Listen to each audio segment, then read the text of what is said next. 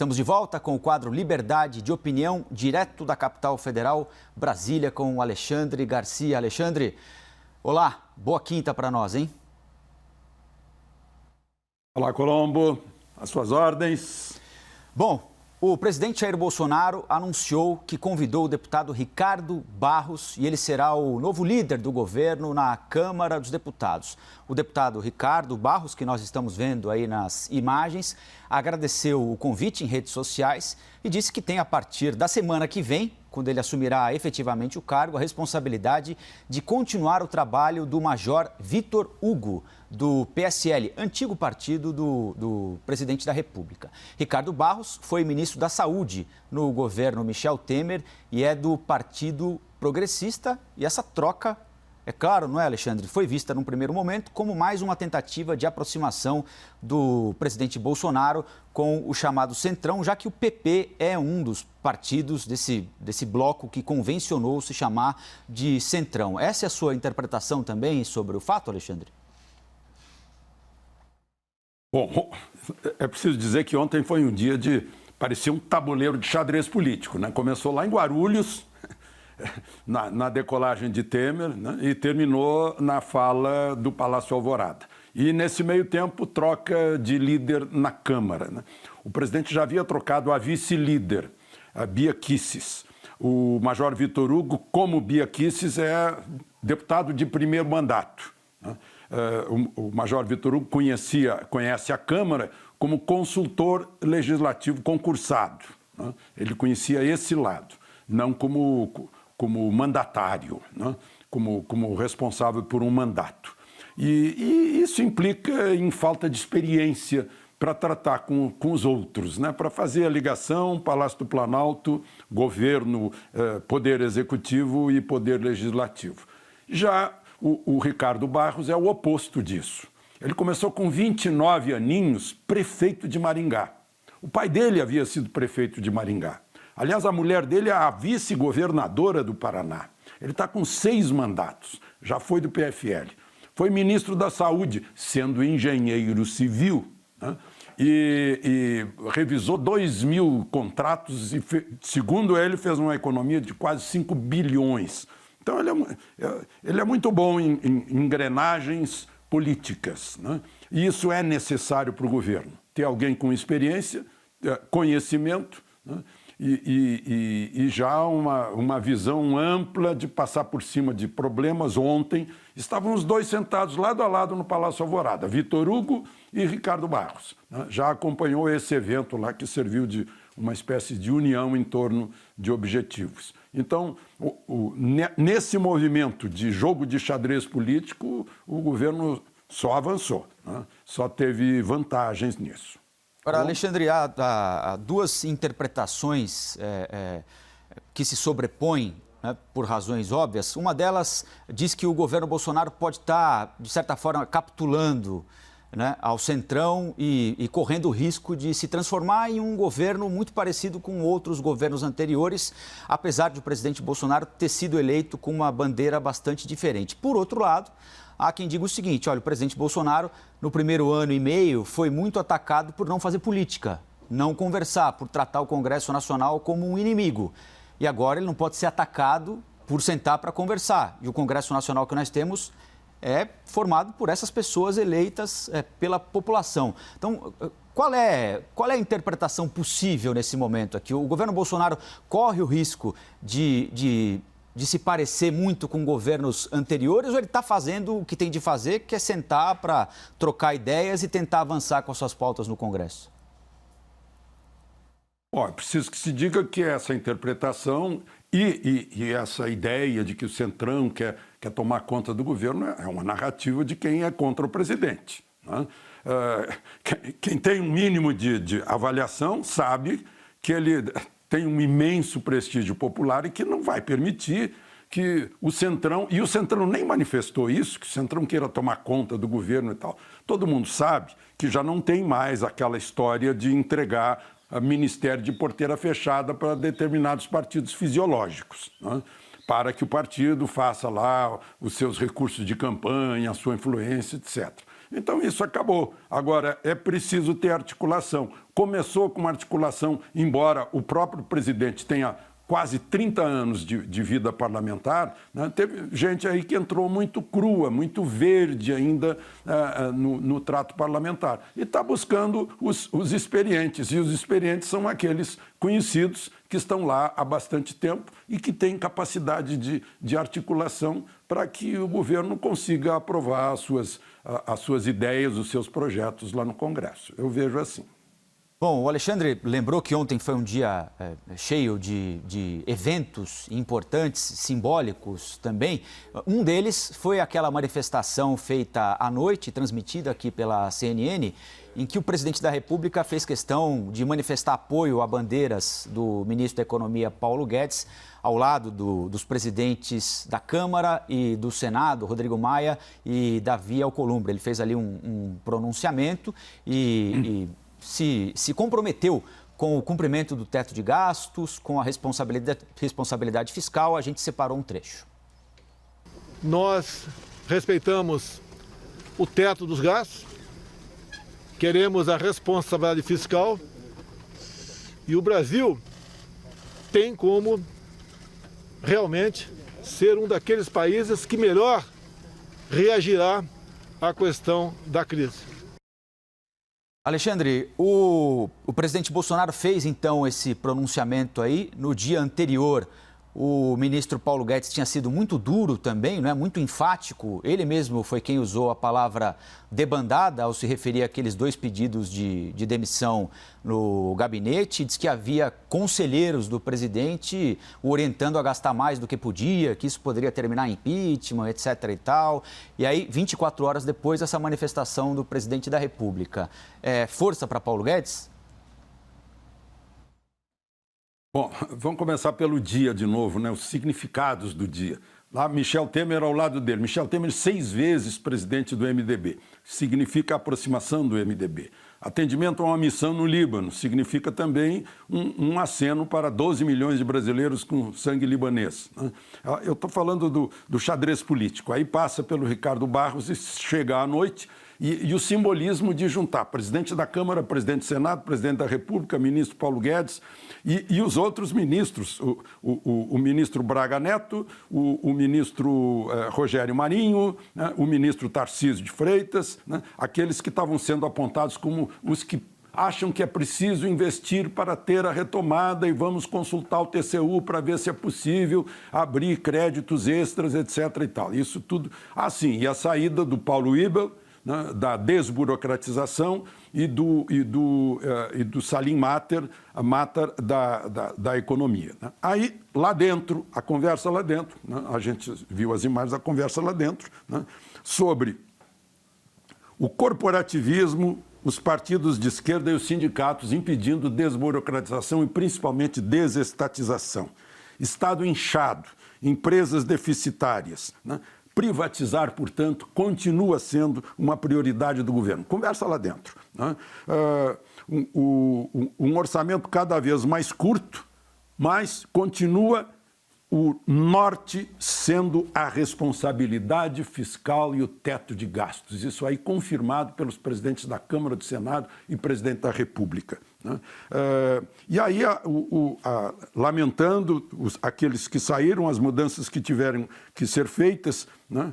E que continua essa vontade de manter o teto, né, dentro da lei, os gastos dentro da lei, para evitar problemas como teve a presidente Dilma, né? Foi por isso que ela saiu. Então, depois, mais tarde, o presidente foi lá fora e fez a declaração que fez, confirmando essas coisas, mas não dizendo tudo que foi tratado lá dentro. Colombo? E o presidente da Câmara, Alexandre, falou em reforma administrativa, né? Entre outros assuntos, ele citou como uma das medidas importantes que ele aguarda envio pelo Planalto, a reforma administrativa, que é uma espécie de RH do governo, né? RH das carreiras públicas. Muita gente entra já ganhando um salário muito alto, muito próximo do teto possível. Isso, né, não dá o ânimo suficiente para que a pessoa se aplique ao longo da carreira. O salário geralmente é muito mais alto do que o pago pela mesma função na iniciativa privada, enfim, tem uma série de coisas para serem ajustadas. Mesmo que a reforma administrativa, como disse o presidente, só altere a vida de funcionários públicos que entrarão na vida pública a partir da aprovação da reforma, você acredita que esse assunto tão sensível possa ser tratado no curto ou médio prazo, Alexandre? Agora não, e foi tratado lá dentro do Palácio Alvorada, né? Até, aliás, se lamentou que o poder público estivesse pagando tão pouco para pessoas que conseguiriam o dobro, o triplo disso na iniciativa privada pela sua capacidade, né? Por outro lado, o teto que é arrombado por outros benefícios, né? Benefícios paralelos, né? E aí lamentaram também, né, que haja esse corporativismo que impede uma reforma administrativa, né? Porque fica todo mundo com medo. Vamos manter o status quo, assim como está bom, não vamos permitir. Afinal, a gente conquistou isso, né? É o direito adquirido, né? Então, é um problema sério fazer uma reforma administrativa, como está sendo problema, todos nós vemos aí, para privatizar Correios, Eletrobras, né? Tem grandes movimentos corporativos aí que, né, não deixam que as coisas andem. O Salim Matar, com todo o entusiasmo dele, acabou indo embora, né? Tinha deixado a Localiza para se dedicar a isso, acabou indo embora porque não aguentou. Colombo. O Supremo Tribunal Federal aprovou a proposta de orçamento para o ano que vem, enviada ao Congresso Nacional, para discussão pelo Congresso Nacional. A proposta é de 712 milhões de reais. Há um aumento embutido aí de cerca de 25 milhões de reais, um pouco superior a isso em relação à proposta deste ano aqui. O Supremo garante que são ajustes, porque esse novo orçamento não inclui, por exemplo, reajuste do salário dos ministros da Corte, que recebem por mês um pouco mais de 39 mil reais, valor que deveria ser o teto do funcionalismo público, mas que é furado inúmeras vezes por uma série de benefícios e penduricalhos recebidos aqui ou acolá. Como é que você avalia essa proposta de orçamento que o Supremo mandou para o Congresso, hein, Alexandre? Pois é, acho que a gente tem que ter, nesse momento, o realismo da situação brasileira, né? Até em respeito aos mortos, né? E as consequências que ficaram, as empresas que morreram também, né? Os empregos que morreram, o serviço público que já se manifestou intocável, né? Quando se quis reduzir salário, como se reduziu em toda parte, né? Eu tenho amigos em grandes companhias aí que estão recebendo 25%, senão vão embora, né? Ou senão a companhia quebra e eles não vão ter mais emprego, né? Essa é a situação do livre mercado, mas no quadrado estatal há essa garantia. Aí a gente espera um bom exemplo do Supremo. O presidente do Supremo diz que, na verdade, há uma economia de 76 milhões, é a versão dele, né? Agora, se a gente olhar os números, né, baseado, o Sidney falou em 1.780 funcionários, né? As pessoas diziam que eram 200 funcionários por ministro, né? Nesse número aí dá 161 funcionários por ministro. 161 funcionários por ministro. 8 veículos por ministro. Será que precisa de tudo isso? Eu lembro do tempo em que o Supremo era o Palácio de Niemeyer, onde está o plenário, e atrás havia o anexo do Supremo, onde funcionava o Supremo normalmente, sem problemas, né? Agora, construir o anexo do anexo, uma coisa imensa, né, que está cheio de gente, a lei de Parkinson. E agora, como é que a gente vai fazer? Esse prédio vai ficar vazio? Não, vamos encher esse prédio de gente, né? Então, tem 161 pessoas por ministro, né? E o Supremo não é a justiça comum. O Supremo existe para interpretar a Constituição e julgar os que têm foro privilegiado, né? Então, o Supremo já julga os que têm foro privilegiado. Num momento desses, tem que adotar uma atitude que não demonstre privilégios. Colombo.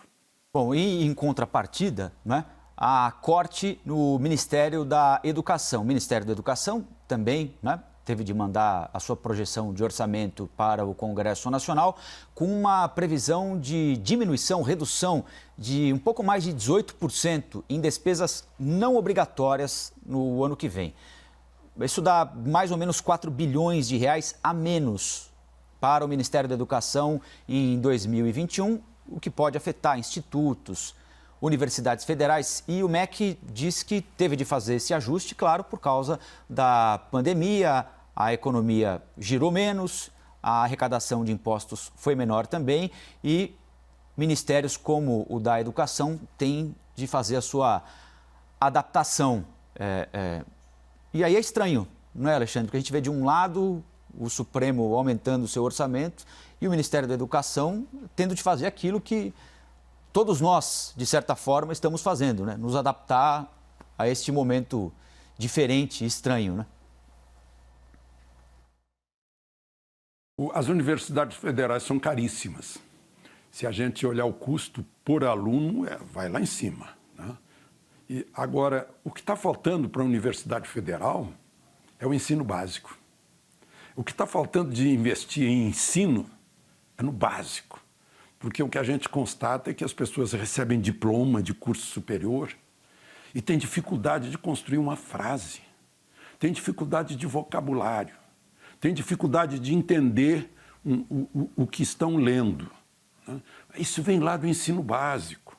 Quando a pessoa não tem protocolos de ação para resolver um problema no seu emprego, é porque lá no básico não veio do básico. Então, eu prefiro tratar aqui, né, da necessidade de abastecer, sim, o ensino básico com bons professores, com escolas melhores, fisicamente melhores, porque as crianças estudam em lugares até insalubres, muitas vezes, né? Já as universidades federais têm muitos recursos, né, e ainda assim os laboratórios estão jogados, né? Os jardins dos campi estão abandonados, né? Eu acho que a Universidade Federal merecia, em primeiro lugar, uma fiscalização maior da aplicação do dinheiro. E vamos pensar mais no ensino básico, né? Que, como o próprio nome indica, fundamental. É o fundamento sobre o qual o restante da pirâmide vai ser erguida. Colombo.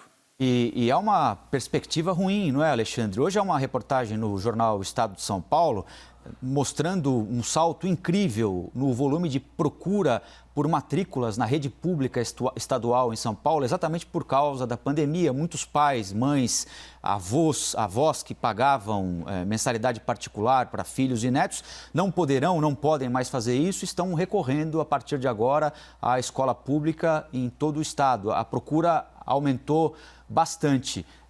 Nós vamos ter de tratar de maneira ainda mais séria desse assunto, né? Porque antes da pandemia as coisas já não funcionavam.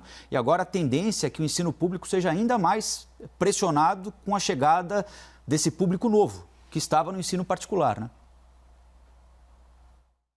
E não é só o pai que não pôde pagar a mensalidade. É a escola que fechou, que não conseguiu pagar o professor, né, sem receber a mensalidade. Então, é um problema muito sério aí, no ensino brasileiro, né? Eu costumo usar ensino, eu não gosto de falar educação, porque educação é problema do pai e da mãe, do avô, da avó, da tia, né? Essa é a educação, a formação da cidadania, da ética em casa, né? E agora temos que não deixar as crianças paradas, sendo educadas por gente de fora, assim, que vai entrando na casa da gente. Acho que tem que ficar atentos às crianças que não estão na escola, né, e tenham o aprendizado a respeito das responsabilidades que vão encontrar, né? Porque hoje eu ouço aí, né, conselheiros de educação, né, coitadinho, tá no coitadinho. Tem que mostrar que a vida é difícil, que a vida exige responsabilidades, que as coisas não são fáceis, né?